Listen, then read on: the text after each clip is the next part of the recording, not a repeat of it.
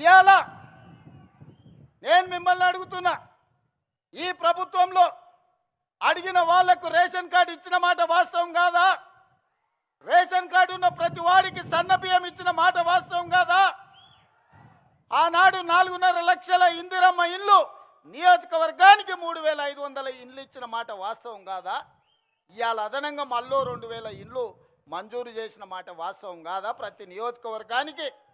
అదేవిధంగా 200 యూనిట్లు ఉచిత కరెంటు, ఆడబిడ్డల ఆర్టీసీలో ఉచిత ప్రయాణం, 21,000 కోట్ల రూపాయల రైతు రుణమాఫీ, 36,000 కోట్ల రూపాయల రైతు భరోసా, 80,000 కోట్ల రూపాయలు ఒట్లు కొనడానికి నిధులు ఖర్చు పెట్టి ఉచిత విద్యుత్తు కోసం 30,000 కోట్ల రూపాయలు వ్యవసాయానికి బట్టి గారు ఖర్చు పెట్టిన మాట వాస్తవం కాదా? 1,76,000 కోట్ల రూపాయలు ఈ చివరి ఇప్పుడు వేసే రైతు భరోసాతోని ఈ 30 నెలల్లో మా ప్రభుత్వం ఖర్చు పెట్టింది. సరాసరిన 5,600 కోట్లు ప్రతి నెల మేము ఖర్చు పెడితే 10 ఏళ్లలో మీరు ఖర్చు పెట్టింది ఏందో లెక్కలు తేల్చండి. మొన్నటికి మొన్న మా జూపల్లి గారు సవాలు విసిరిండ్రు. 70,000 కోట్ల రూపాయల అప్పున్న రాష్ట్రాన్ని మిగులు బడ్జెట్ 16,000 కోట్ల రూపాయలతో మీకు అప్పచెప్తే 8,21,000 కోట్ల రూపాయల అప్పులు చేసిరు. 20 లక్షల కోట్ల రూపాయల బడ్జెట్ మీ చేతులకు వచ్చింది. నేను అడుగుతున్న చంద్రశేఖర్ రావు గారిని, సంవత్సరానికి 2 లక్షల డబుల్ బెడ్రూమ్ ఇల్లు కట్టినా 10 ఏళ్లలో 20 లక్షల పేదలకు ఇల్లు కట్టించేవాళ్ళు. నేను ఇక్కడికి వచ్చిన మా అక్కల్ని మా సోదరుని అడుగుతున్నా, మీ ఊర్లలో కేసీఆర్ ఎవరికైనా డబుల్ బెడ్రూమ్ ఇల్లు ఇచ్చిండా? దళితులకు 3 ఎకరాల భూమి ఇచ్చిండా? ఇంటికో ఉద్యోగం ఇచ్చిండా?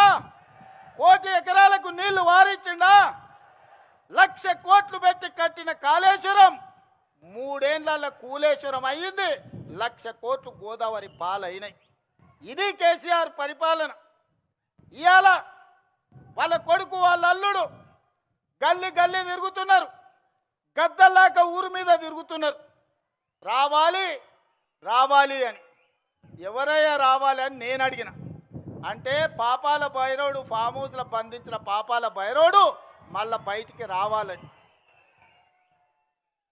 తెలంగాణ ఉద్యమంలో అప్పులను తప్పులను అబద్ధాలను తెలంగాణ రాష్ట్రం కోసం ప్రజలు మన్నించారు. తెలంగాణ రాష్ట్రం వచ్చినాక 10 ఏళ్ళు అధికారం ఇచ్చిండ్రు. 10 ఏళ్లల్లో ఆయన చేసింది ఇసుక దోపిడీకి అడ్డం పడ్డ నేరెళ్ళ దళితులను లారీలెక్కి తొక్కిచ్చిండు. పండించిన పంటకు గిట్టుబాటు ధర అడిగితే ఖమ్మం జిల్లాలో గిరిజనులకు బేడీలేసి జైల్లోకి తీసుకెళ్ళాడు.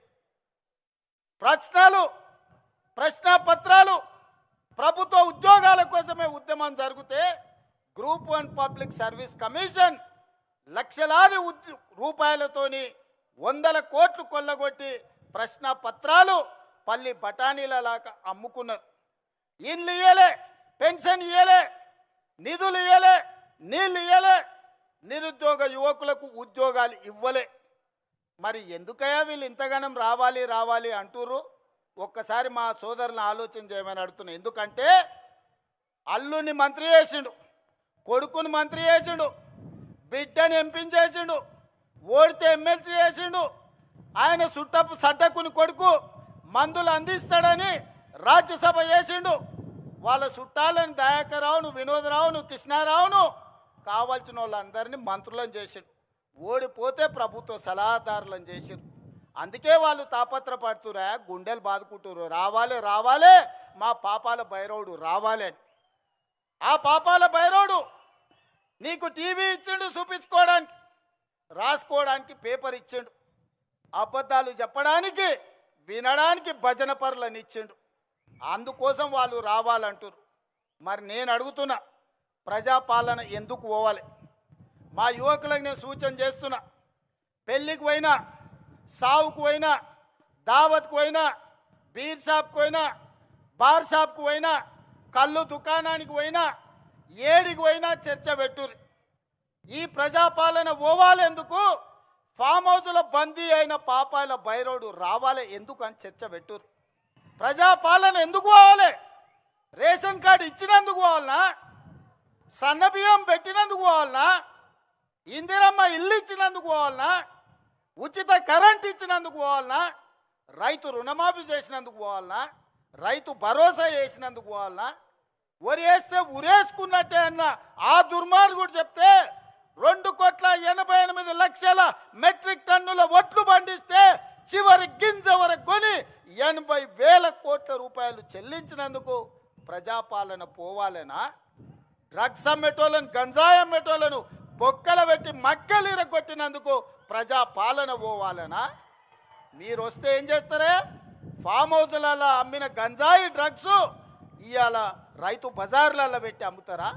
ఏం చేస్తారు మీరు? ఏం చేయనీకి రావాలి? ఏం అన్యాయం చేసినామని ప్రజాపాలన పోవాలి.